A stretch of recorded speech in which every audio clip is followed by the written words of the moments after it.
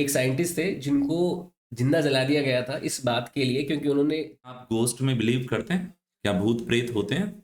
देखिए भूत और मैं मान लो ये बॉडी छोड़ के चला जाऊंगा तो मेरे जो बच्चे होंगे वो मेरे से बात कर रहे होंगे और उनको एकदम ऐसा ही फील होगा कि वो जबरदस्त। लोकेश सर से बात कर रहे हैं। एक साइंटिस्ट थे, वो रात को आसमान की ओर देखते रहते थे। मतलब हम्म। साइंस की हिस्ट्री में वो की मोमेंट माना जाता है कि हम्म। वहां से हमारा एक रैशनैलिटी जो है थॉट प्रोसेस का कि हम्म। चीजें वाकई में कैसे होती है वो शुरू हुआ। एम्प्टीनेस ट्रूली एम्प्टी, कि राइट। क्या खालीपन वाकई में खाली है।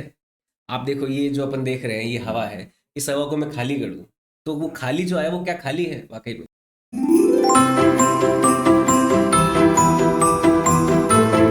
Hello, welcome to this podcast. मैं हूं आपका दोस्त डॉक्टर प्रतीक और ये पॉडकास्ट आपके लिए बहुत ही ज़्यादा काम का होने वाला है क्योंकि हमारे साथ हैं एक बहुत ही स्पेशल पर्सन। ये हैं लोकेश कच्छावा। इंजीनियर लोकेश कच्छावा आईआईटीएन हैं और हमारे पुराने दोस्त हैं। इस पॉडकास्ट के अंदर आपको कुछ बहुत ही ज़रूरी बातें बताएंगे। स्टूडेंट्स के लिए ये वीडियो एक गेम चेंजर साबित होगा। Hello sir. नमस्कार। कुछ सवाल हमेशा मन में आते हैं, जैसे कि मेरा ऐसा मानना है कि साइंस हमेशा स्पिरिचुअलिटी को नकारती आई है या गॉड की एग्जिस्टेंस पे क्वेश्चन उठाती आई है। क्या साइंटिस्ट्स भी ऐसा ही मानते हैं कि ये चीज़ें हैं या नहीं? क्योंकि आप साइंस बैकग्राउंड से हैं और स्पिरिचुअलिटी की इतनी सारी बातें करते हैं, ये दोनों चीज़ें साथ में कैसे कोएग्जिस्ट करती हैं? सर, मैं यहाँ पे कुछ चीज़ें जैसे आपको बताना चाहूँगा। एक तो होती है साइंस और एक होता है religion. Okay. Religion without science become a culture. आप हम्म। इसको समझना। स्पिरिचुअलिटी एक इंडिविजुअल पर्सन का, उसका खुद का हम्म। आइडेंटिटी, कि वो उसका मूल प्रकृति इस जीवन में हम्म। आने के बाद क्या है।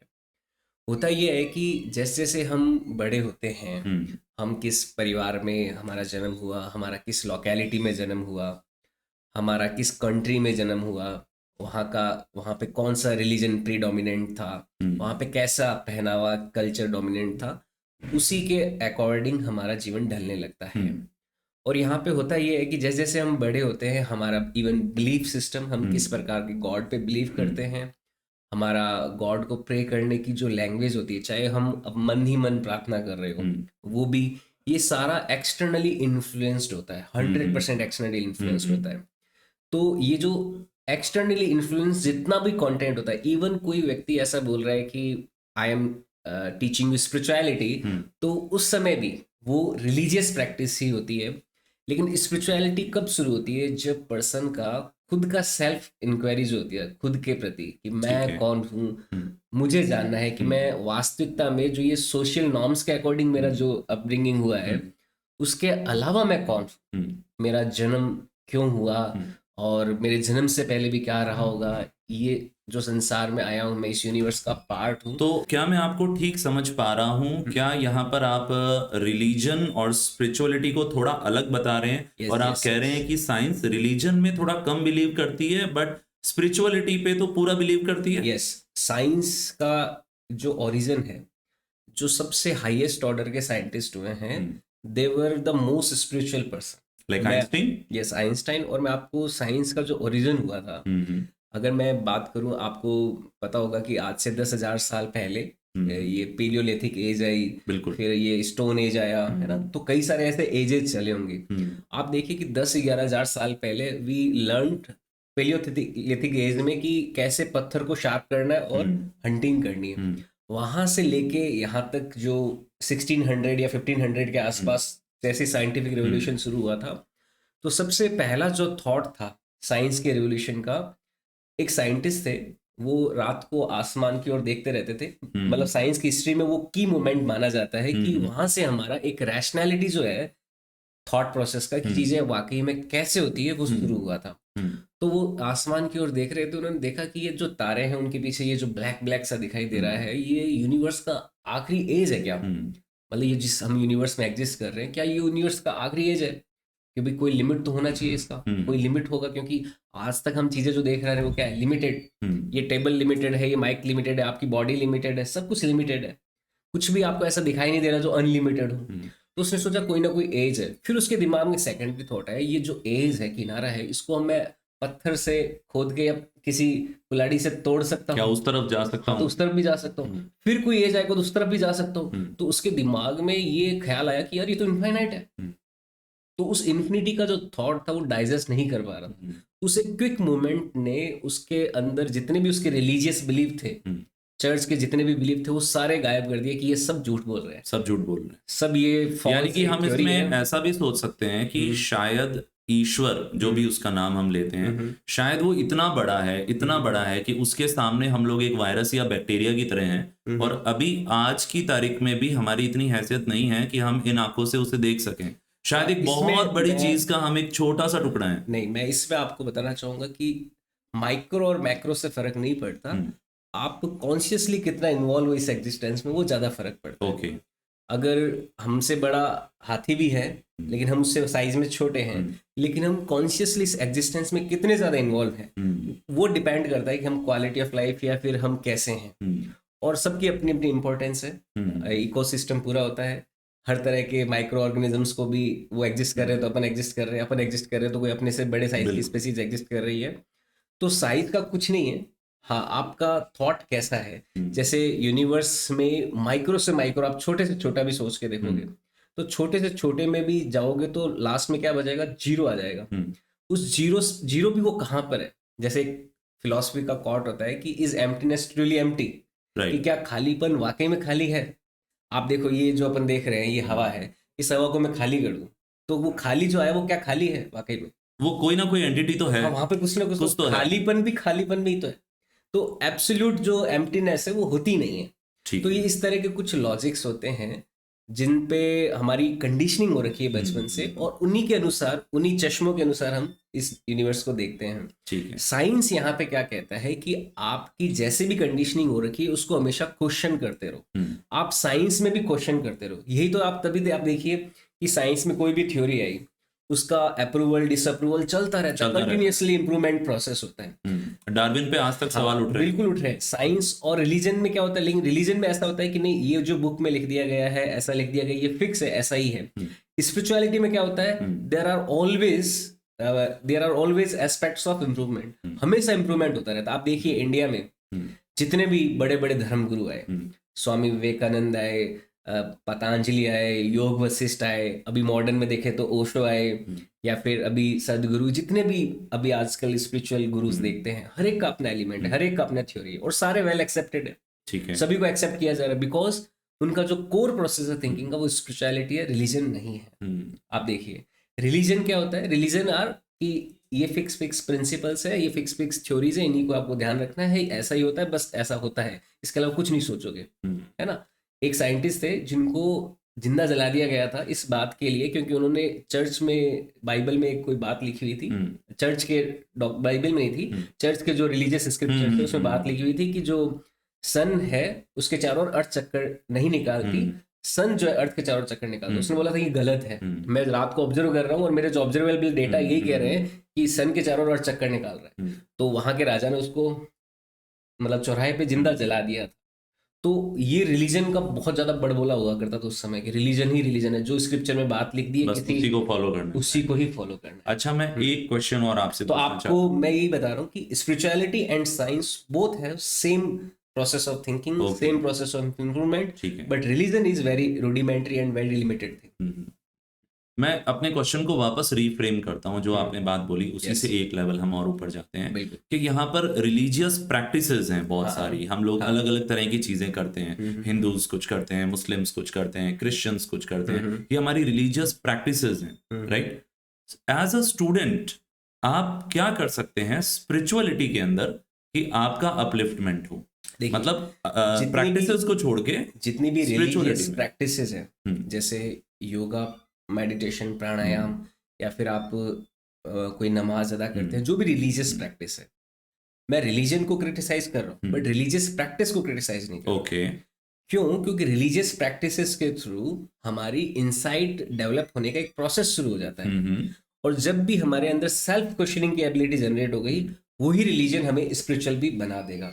पर आप रिलीजियस प्रैक्टिसेस पे पूरा फोकस हो गए तो आप एक रूडिमेंट रिलीजियस बन जाओगे जिसमें आपके अंदर कोई डेवलपमेंट आपको दिखाई नहीं देगा। तो रिलीजियस प्रैक्टिसेस जरूरी है, पर आपको एक सेल्फ क्वेश्चनिंग एबिलिटी जो है वो भी अपने अंदर डेवलप करते रहना है। अगर आप स्पिरिचुअली ग्रो करना चाहते हो, आपको रिलीजियसली ग्रो नहीं करना, आपको स्पिरिचुअली ग्रो करना है। स्पिरिचुअली ग्रो करने के लिए आपके अंदर थिंकिंग एबिलिटी हमेशा, क्वेश्चनिंग एबिलिटी, रैशनैलिटी की एबिलिटी हमेशा होनी चाहिए कि आप जो कर रहे हो वो सही कर रहे हो या गलत कर रहे हो। तो ये चीज़ ठीक आपके है। पास हमेशा होनी चाहिए। ओके, अब मैं एक डायरेक्ट सवाल आपसे पूछता हूँ। यस क्या आप गोस्ट में बिलीव करते हैं?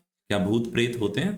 सर। देखिए, भूत और प्रेत, अगर मैं बिलीव की बात करूं हम्म, या फिर नोइंग कि हम्म, जानते हैं, देखा है, हम्म, एक्सपीरियंसेस, तो देखिए क्या होता है कि अगर गॉड एलिमेंट की बात करें और गोस्ट एलिमेंट, ये दोनों क्या है, सिक्के के दो पहलू मान हम्म, सकते हो कि कुछ एनर्जीज होती है। हम्म, एक एनर्जी का पॉजिटिव पार्ट है और एक एनर्जी का नेगेटिव नेगेटिव पार्ट है। पार्ट है। और वो एनर्जी हमारे माइंड का क्रिएशन है, पहली बात तो। ये बाहर कुछ नहीं है ऐसा, हम्म, बाहर केवल और केवल फिजिक्स के लॉज एग्जिस्ट करते हैं। हम्म, उन फिजिक्स के लॉज के बाहर कुछ भी नहीं है। हम्म, ऐसा नहीं है कि यहाँ पे कोई आपको भूत दिख जाएगा, यहाँ पे कोई भूत होगा जो बड़ी चमत्कारी घटनाएं करोगा, ऐसा नहीं है। हम्म, जो भी बाहरी दुनिया है, हमारी बॉडी से बाहर, हमारे माइंड से बाहर, वहाँ पे फिजिकल वर्ल्ड में फिजिकल लॉज होते हैं। हम्म, फिजिकल वर्ल्ड के अलावा ये जो वर्ल्ड है, हम्म, ये है मेंटल वर्ल्ड। हम्म, यहाँ पे फिजिक्स के लॉज अप्लाई नहीं होते। फॉर एग्जाम्पल, आप ड्रीम में फिजिक्स के लॉज अप्लाई होते हुए देखा है आपने कभी? नहीं, अभी आप बिल्कुल यहाँ भी नहीं बैठे हो, होता। अचानक कहीं आसमान पहुंच गए, बिल्कुल। अचानक कहीं जंगल में पहुंच गए, अचानक हम्म, पेड़ से गिर रहे हो, तो उस सीक्वेंस में फिजिक्स के लॉज डिस्टर्ब हो जाते हैं ना। हम्म, फिजिक्स में जब भी अपन पढ़ते हैं हम्म, कि फिजिक्स की स्टडी क्या होती है, साइंस में जैसे ही पढ़ते हैं अपन कि physics is a study of laws of physical world. Hmm, physical world जो मीन हमारी फिजिकल बॉडी के 5 जो सेंसेस है, देखना, सुनना, स्पर्श करना, हम्म, इनसे सेंस करते हैं, उस वर्ल्ड की स्टडी है फिजिक्स। लेकिन एक ऐसा वर्ल्ड और है, मेंटल वर्ल्ड। हम्म, उस मेंटल वर्ल्ड में फिजिक्स के लॉज अप्लाई नहीं होते हैं। हम्म। उसी मेंटल वर्ल्ड में ही गॉड एग्जिस्ट करते हैं, उसी मेंटल वर्ल्ड में गोस्ट एग्जिस्ट तो करते क्या हैं। आप ये कह रहे हैं कि इसके बाहर, आपके मेंटल वर्ल्ड के बाहर, गॉड और गोस्ट है ही नहीं? नहीं, बाहर कोई नहीं, बाहर गॉड भी केवल नहीं है? केवल साइंस है। गॉड भी नहीं है? बाहर गॉड भी नहीं है। गोस्ट गॉड भी भी नहीं आपके है? अंदर है, बाहर नहीं है? बाहर नहीं है। ओके। गॉड भी आपके अंदर है, बाहर नहीं है। अगर आप बाहर ढूंढने जाएंगे तो परेशान होंगे। आपको अगर ढूंढने जाना है गॉड को, तो अपने अंदर जाइए, भीतर जाइए, वो क्योंकि वेल अंदर सेड, एग्जिस्ट कर रहे वेल सेड। हैं। यस। अच्छा, एक चीज़ मैं और आपसे पूछना चाहता हूँ। आप इतनी फिजिक्स पढ़ते हैं, इतने लेक्चर्स लेते हैं, बीकानेर के अंदर इतने कम समय में इतना तेजी से रामानुजन इंस्टीट्यूट ग्रो हुआ है। फिजिक्स के ऊपर मैंने आपके काफ़ी लेक्चर सुने हैं।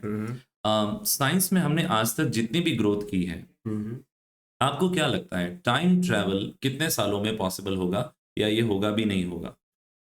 टाइम ट्रैवल, अभी तक जितनी भी थ्योरीज आई है टाइम हम्म, ट्रैवल को लेके, उनमें कोई लॉजिकल सीक्वेंस होती है ना, वो हम्म, बनी नहीं। हम्म, जैसे फॉर एग्जांपल, आप आज अपनी पॉडकास्ट जब सेशन रिकॉर्ड कर रहे हैं हम्म, और आप फ्यूचर के कोई प्रतीक सर आते हैं अभी, हम्म, और प्रेजेंट के प्रतीक सर वहाँ होते हैं। हम्म, प्रेजेंट में फ्यूचर के प्रतीक सर और और जो प्रेजेंट के प्रतीक सर, दोनों एग्जिस्ट करते हैं, तो दो टाइम लाइन्स क्रिएट हो जाती है। हम्म, अब अगर ये दो टाइम लाइन क्रिएट हो रही है, तो प्रेजेंट के प्रतीक सर वाली जो टाइम लाइन है, वो अगर प्रेजेंट माने तो इसका मतलब फ्यूचर वाले आए ही नहीं। अगर फ्यूचर वाले को अपन माने कि प्रतीक सर फ्यूचर वाले इस प्रेजेंट में आके टाइमलाइन क्रिएट कर रहे हैं, तो वो जो अभी प्रेजेंट में एग्जिस्ट कर रहे हैं वो करने नहीं चाहिए।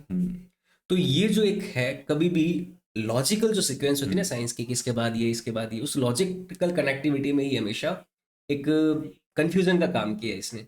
तो थ्योरेटिकली भी आज तक ऐसा प्रूव नहीं हो पाया है कि टाइम ट्रेवल तो आपको क्या लगता है 5 से 10 साल में पॉसिबल होगा? एक टाइम को श्रिंक करना और एक्सपेंड करना, ये थ्योरेटिकली जो रिलेटिव थ्योरी ऑफ रिलेटिविटी है आइंस्टाइन की, उससे प्रूव हो चुका है कि अगर हम स्पेस क्राफ्ट में बहुत तेजी से स्पीड से ट्रैवल करते हैं तो हमारी टाइम स्लो हो जाएगा। ये प्रूवन है थ्योरेटिकली भी, और ये एक्सपेरिमेंटली भी प्रूवन है इवन, कि उसके लिए हम ऑटोमिक क्लॉक्स वगैरह यूज करते हैं, तो ये थ्योरेटिकली और वैसे भी प्रूव है।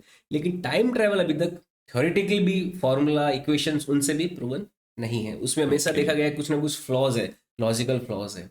जो हम यूनिवर्स के जो लॉज के अंदर हम बैठे हैं, उनमें कुछ ना कुछ फ्लॉ पाया जाता है कि ये गड़बड़ है, ऐसा हो ही नहीं सकता। तो ये लोकेश सर, अपनी आम जिंदगी में क्या करते हैं आप, जब आपको थोड़ा बहुत जो भी वक्त मिलता है, कभी वक्त मैं, मिल पाता है अपने लिए?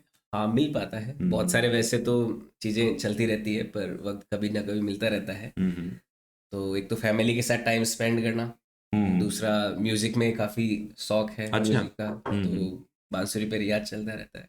प्लस मेरा ज़्यादा समय जो है योगा, मेडिटेशन और स्पिरिचुअलिटी में ही ज़्यादा गुजरता है, क्योंकि वो जगह जो है उसमें मुझे ऐसा फील होता है कि this is what I came here for, कि मैं क्यों आया हूँ इस दुनिया में।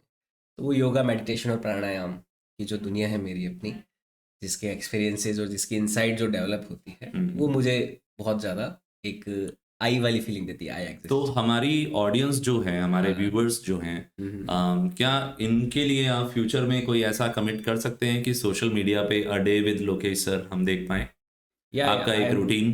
कंटिन्यूसली आई एम अवेलेबल, है ना। और क्योंकि स्टूडेंट्स के लिए आप एक इंस्पिरेशन है, वो जानना चाहते हैं लोकेश सर पूरे दिन क्या करते हैं अपार्ट फ्रॉम क्लासेस, किस तरीके से उनका दिन बीतता है। यकीनन फैमिली तो है ही इम्पोर्टेंट, आपने फैमिली लाइफ है और दूसरे तरह के प्रोजेक्ट्स हैं, उनमें टाइम खर्च होता रहता है क्लासेस के अलावा, और फ्यूचर्स के कुछ आइडियाज़ है, उन पे काम करते रहते हैं, जो 2-3 साल बाद, 4 साल बाद होंगे, तो उन पे लगे रहते हैं, काम करते रहते हैं। तो बिल्कुल कभी एक डे प्लान करेंगे, ऐसा कुछ जरूर व्लॉग जरूर वगैरह जरूर। बनाएंगे तो अपन। लोकेश सर ने एक बात तो क्लियरली कह दी, टाइम ट्रैवल पे तो इनका बिलीव नहीं है। अब बिलीव नहीं, ये ये लॉजिकली देखना बड़ा पॉसिबल। मजेदार होगा कि आज से 10 साल बाद अगर टाइम ट्रैवल पॉसिबल हुआ, तो हाँ क्या आप ट्रैवल करके आके इस पॉडकास्ट पे दोबारा चेंज करेंगे या नहीं, हाँ। जो आपने आज कहा है उस पे? एक चीज़ जो अभी साइंटिफिकली बहुत एडवांस जो डिस्कवरी हुई है आज के टाइम में, वो है एजीआई, हाँ। है ना। एजीआई क्या है कि मान लीजिए अब ये जो सेशन अपना रिकॉर्ड हो रहा है, और कंप्यूटर के पास एबिलिटी होगी कि वो मेरा बिहेवियर पूरी तरह से 100% न्यूरोटिक लेवल पे, एकदम मेरे न्यूरॉन्स कैसे सोच रहे हैं, मेरा लॉजिकल वे क्या है सोचने का, इस दुनिया को देखने का तरीका क्या है, ये पूरा वो आर्टिफिशियल इंटेलिजेंस जो बड़े न्यूरो लिंग्विस्टिक मॉडल्स होते हैं उनमें एकदम फिट कर लेंगे। और मेरे जो फेशियल एक्सप्रेशन से मैं दिखता कैसा हूँ, वो ये सारा डेटा कलेक्ट करके, इतना ही डेटा चाहिए उनको बस, और मेरा एक रेप्लिका कंप्यूटर मॉडल तैयार हो जाएगा। और उस कंप्यूटर मॉडल से आप बात करोगे तो आपको एज इट इज ऐसे ही लगेगा कि लोकेश सर से बात कर रहे हो। वो ये इस हद तक आपके हाँ, बिहेवियर मैं मतलब मैं मान लो ये बॉडी छोड़ के चला जाऊंगा, तो मेरे जो बच्चे होंगे वो मेरे से बात कर रहे होंगे, और उनको एकदम ऐसा ही फील होगा कि वो लोकेश सर से बात कर रहे हैं। तो ये हमारे उसमें हमारी इंसाइट कितनी होगी, हम तो क्योंकि मर चुके होंगे, हमें पता नहीं है, आज जो हम कॉन्शियसनेस का एक्सपीरियंस कर रहे हैं, वहां पे वो जो हमारा डिजिटल वर्ल्ड का एक रेप्लिका होगा, जो हमारी तरह पूरी तरह बिहेव करेगा, 100% नहीं तो 99% तक मुझे लगता है कि पॉसिबल है। और ये देखना इंटरेस्टिंग होगा कि वो 100% तक जाते हैं, तो क्या मैं इस दुनिया से चलने जाने के बाद मैं भी डिजिटल वर्ल्ड में कॉन्शियसली एग्जिस्ट करूंगा, क्योंकि क्या बताऊं, अगर वो 100% एजीआई में ट्रांसफर हो गया, तो कॉन्शियसनेस मेरी डिजिटल वर्ल्ड में, क्योंकि डिजिटल वर्ल्ड में भी क्या इलेक्ट्रॉन्स, फोटोन, प्रोटॉन्स ही तो है जो आपस में इंटरेक्ट करके क्रिएट कर रहे हैं। ऊपर वाले के आशीर्वाद से हम अमर हो या ना हो, पर साइंस के आशीर्वाद से एक तरीके से अमर हो जाएंगे। हमारे एजीआई रेप्लिकास क्रिएट होंगे जो हमें हमेशा के लिए लोगों के बीच में अच्छा, रखेंगे। एआई को लेकर स्टूडेंट्स अक्सर सवाल पूछते हैं, आजकल तो एआई का ज़माना है, आईआईटीज़ में सब जगह पढ़ाया भी जा रहे हैं ये टॉपिक्स।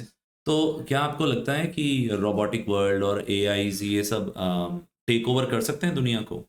आयरन मैन मूवी देखी होगी आपने जरूर, बहुत बात हो रही है इसके बारे में। जैसे आजकल इतना स्ट्रेस है दुनिया में भी, न्यूक्लियर वॉर्स तक की थ्रेट है, क्या एआई ये सब कर सकता है फ्यूचर में? इसको लेके खतरा है, possibility which nobody can deny. Even Elon Musk तो इस बात को बहुत ज़्यादा मानता है कि एआई एक बहुत बड़ा थ्रेट हो सकता है। फिर गूगल का जो सीईओ है लैरी पेज, वो कहते हैं कि भाई एआई अगर डोमिनेट कर भी लेता है हमारे ऊपर, तो वो फिटेस्ट सर्वाइवल है, डार्विनवाद थ्योरी है, वो एग्जिस्ट करेगी तो करेगी, क्योंकि बाद में जो एजीआई या टेक्नोलॉजिकल जो रोबोट्स हैं वो हम पे डोमिनेट कर जाएंगे, तो रोबोट से एक नई स्पीसीज के फॉर्म में बाहर आएगी जो डोमिनेट करे। किसी टाइम पे डायनासोर्स ने डोमिनेट किया, अभी आज ह्यूमंस कर रहे हैं, ह्यूमंस ने रोबोट्स बनाए, रोबोट्स भी एक नई स्पीसीज होगी और वो नई स्पीसीज हम पे डोमिनेट करेगी। तो ये वो कह रहे हैं कि भी नेचुरल प्रोसेस है, तो इसको कोई रोक नहीं सकता।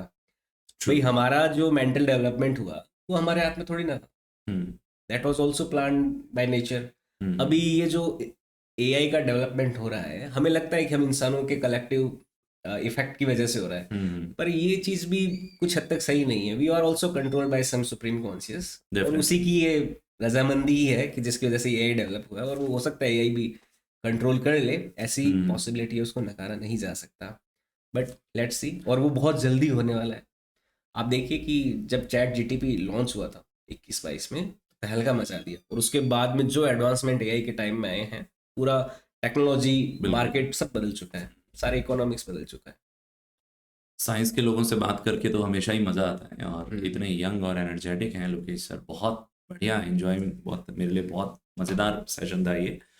थोड़ा सा जो नए लोग आपको आज सुन रहे हैं, देख रहे हैं इस वीडियो से, वो आपके थ्रू कैसे, वो आपसे कैसे जुड़ सकते हैं, नंबर 1। नंबर 2, रामानुजन इंस्टीट्यूट क्या है और ये बीकानेर में दूसरों से अलग कैसे है, इसके बारे में एक छोटा सा शॉर्ट एंड स्वीट आप बताइए लास्ट। एक तो सोशल मीडिया प्रोफाइल से आप हमसे जुड़ सकते हैं। और सर ने रामानुजन इंस्टीट्यूट के बारे में काफ़ी पूछा, और रामानुजन इंस्टीट्यूट आपको बता दें कि बीकानेर का एक कोचिंग इंस्टीट्यूट है। बहुत बेहतरीन हम सेवाएं देते हैं। आईआईटी नीट के बच्चों की तैयारी करवाते हैं। 8th क्लास से हम क्लासेस स्टार्ट कर देते हैं। 8, 9, 10th, 11th, 12th और टारगेट। हमने इंस्टीट्यूट का जो कल्चर है, इंस्टीट्यूट की जो रूपरेखा है, उसमें कुछ नयापन करने की कोशिश की है। क्योंकि आज के समय में टेक्निकल इतना डेवलपमेंट आ रहा है, इतना एडवांसमेंट आ रहा है, तो हमने पूरी कोशिश की है कि जो मॉडर्न इंटरनेशनल लेवल का जो भी टेक्निकल एस्पेक्ट्स हो सकते हैं बच्चों को सिखाने के लिए, वो सारे टूल्स एंड टेक्निक्स यूज़ किए जाएं, एक्सपेरिमेंट्स यूज़ किए जाएं। हमने एक रामानुजन लर्निंग सिनेमा का एक इनिशिएटिव स्टार्ट किया है। जैसे कल बच्चों ने 12th फेल मूवी हमारे सिनेमा हॉल में देखी। और ऐसे ही जो लर्निंग मूवीज होती है, जो लाइफ स्किल सिखाती है, प्लस किसी सब्जेक्ट के प्रति आपके इंटरेस्ट को और गहरा करती है, तो वैसी मूवीज हम दिखाते हैं। बच्चों में स्ट्रेस कम हो, तनाव कम हो, तो रेगुलर योगा और मेडिटेशन के सेशंस बच्चों के बीच में रहते हैं। तो इस तरह के बहुत सारी चीज़ें रामानुजन आप में बहुत करती हैं। इंटरेस्टिंग तरीके से बातें करते हैं, बहुत मज़ा आता है आपके साथ में। इस सेशन को अब हमें ना चाहते हुए भी एंड करना पड़ेगा। जाते जाते 2 लाइन का एक मैसेज उन स्टूडेंट्स के लिए जो बहुत ज़्यादा स्ट्रेस ले रहे हैं पढ़ाई का, और उनमें से कई लोग जो सुसाइड कर लेते हैं, मतलब एक बच्चे की नहीं, पूरी फैमिली ही एक तरीके से बर्बाद हो डिस्टर्ब हो जाती जाती है। है। उनके बारे में 2 लाइनें आप ज़रूर कहें कि स्ट्रेस को कंट्रोल करके कैसे इस लेवल की पढ़ाई हो कि हमारा आईआईटी जेईई जैसे एग्जाम्स में सिलेक्शन हो। देखिए, कोई भी एग्जाम का प्रिपरेशन जो होता है वो स्ट्रेसफुल होता है। Until we don't know the rules of game, we feel hesitated, we feel fearful। वो होता है किसी भी गेम में। आप क्रिकेट में उतर जाओ, अगर आपको नियम नहीं पता तो आप थोड़ा अजीब सा फील करेंगे कि यार मेरे को पता, मेरे को पता, मेरे को पता, और रिजल्ट्स आपके अकॉर्डिंग आएंगे नहीं वैसी स्थिति में। तो आप किसी भी कॉम्पिटिटिव एग्जाम्स की तैयारी कर रहे हो, first you try to know कि भाई उस गेम के रूल क्या है, उसका है क्या, सिलेबस क्या है। उस सिलेबस के बाद में एग्जाम में क्वेश्चन किस तरह से पूछे जाते हैं, और वैसे ही क्वेश्चंस की बार बार प्रैक्टिस करिए। थ्योरी उस लेवल का पढ़िए, अच्छे टीचर से जुड़िए, और प्रैक्टिस सबसे ज़्यादा महत्वपूर्ण रहती है। रिगरस प्रैक्टिस करें, समय व्यतीत ना करें, और पूरी तरह से फोकस रखें अपनी स्टडी में। स्ट्रेस एंजाइटी आती है तो हल्का फुल्का जरूरी भी है, ये इवोल्यूशन का पार्ट है। क्योंकि आप ह्यूमन हिस्ट्री पूरी उठा के देखिए, बिना संघर्ष कुछ भी नहीं मिला। There was always a struggle associated with every process. बच्चे की बर्थ होती है तो भी माँ को स्ट्रगल करना पड़ता है। बिल्कुल। तो हमारे भीतर जब हम कंपटीशन की तैयारी कर रहे होते हैं तो हमारे भीतर एक नया पर्सनैलिटी इवॉल्व हो रहा होता है। तो उस पर्सनैलिटी के इवोल्यूशन में कुछ पेन होगा, तो उस पेन को अपन को बियर करना है। वो नेचुरल है, होगा ही होगा। अगर आप उस पेन को बियर नहीं भी करेंगे तो you won't experience transformation also. तो ट्रांसफॉर्मेशन नहीं होगा। तो सीधी सी बात है, थोड़ा बहुत स्ट्रेस आएगा, उसको बियर करें, लेकिन एक सेफ्टी वॉल जो है वो भी ध्यान में रखें कि आपके भीतर एक सुसाइडल थॉट जैसे उस स्टेज में ना जाए। वहीं पे अपने आप को स्टॉप भी करें कि भाई लाइफ पहले है, कंपटीशन बाद में है। कंपटीशन और ये जिंदगी होगी तो कुछ जिंदगी है होगा। तो सब है, वरना कुछ भी नहीं है ना। सही बात। और ऐसा नहीं है कि केवल एक कंपटीशन के क्रैक करने से आपकी जिंदगी बेहतर होती है। बहुत सारे उदाहरण हैं। अभी डॉली चाय वाले का चाय कितनी मस्ती से वो पिलाता है, और आप देखो बिल गेट्स, वर्ल्ड का सबसे जो 30 साल तक फर्स्ट रैंकिंग पे रहा रिचेस्ट पर्सन, वो सिर्फ चाय पीने आता है। क्यों? क्योंकि वो चाय इतना मस्ती से पिलाता है। आप कोई भी काम मस्ती से करोगे तो आपको सफलता मिलनी निश्चित है। हाँ, मैं आईआईटी की प्रिपरेशन जो मैंने की, मैं भी ये मानता हूँ स्ट्रेस था, लेकिन I enjoyed that preparation phase. मैंने उस प्रिपरेशन को बहुत ज़्यादा एंजॉय किया था, और उसी वजह से सिलेक्शन हुआ। आप भी एंजॉय कीजिए। ऐसा नहीं है कि दिन रात एकदम उदास होकर सोचते रहो मेरा होगा, मेरा नहीं होगा, मेरी तैयारी कैसे चल रही है। ज़्यादा एनालिसिस मत करो, ज़्यादा मत सोचो, बस मस्ती से तैयारी करते रहो। फिजिक्स, केमिस्ट्री, मैथ्स, बायोलॉजी के क्वेश्चंस करते रहो। आईआईटी नीट में सिलेक्शन होता है, बिल्कुल होता है। ऐसा नहीं है कि जिनका होता है वो एलियन प्रजाति के लोग हैं, है ना। तो सबका होता है सिलेक्शन। बस अपनी कंसिस्टेंसी को बनाए रखें, ज़्यादा लोड ना लें। एक कॉलेज का एंट्रेंस एग्जाम ही है, बिल्कुल। क्योंकि आपको ऐसा भी नहीं है कि आईआईटी में सिलेक्शन हो गया तो उसके बाद में, आईआईटी नीट में सिलेक्शन हो गया तो उसके बाद में कुछ नहीं करना। आपको कॉलेज में जाके फिर नेक्स्ट लेवल मेहनत करनी पड़ेगी, फिर आपको फील्ड में आके और अच्छा मेहनत करना पड़ेगा। तो ये प्रोसेस चलता रहने वाला है ना। मस्ती लेना मत छोड़े, जिसकी मस्ती जिंदा है उसकी हस्ती जिंदा है। तो ये बात है। सो गाइस, बहुत ही ज़्यादा मज़ा आया आज। It was really interesting and funful. Future में भी इस तरह के वीडियोस के साथ शामिल होंगे। जरूर। स्टूडेंट्स को, पेरेंट्स के लिए मेरे पास मैसेज है कि स्टूडेंट्स को आप मोटिवेट करें, अपने बच्चों को मोटिवेट करें पढ़ाई के लिए, बट उन्हें स्ट्रेस ना होने दें। स्ट्रेस से बचने के लिए और अपने बच्चों को बचाने के लिए कई बहुत अच्छे यूट्यूब चैनल हैं जिनका लिंक हम डिस्क्रिप्शन में दे देंगे। एंग्जाइटी से आप उनको बचने के लिए उन वीडियोज़ को देखने के लिए ज़रूर प्रमोट करें। बिल्कुल, बहुत बहुत धन्यवाद मित्रों हमें सुनने के लिए।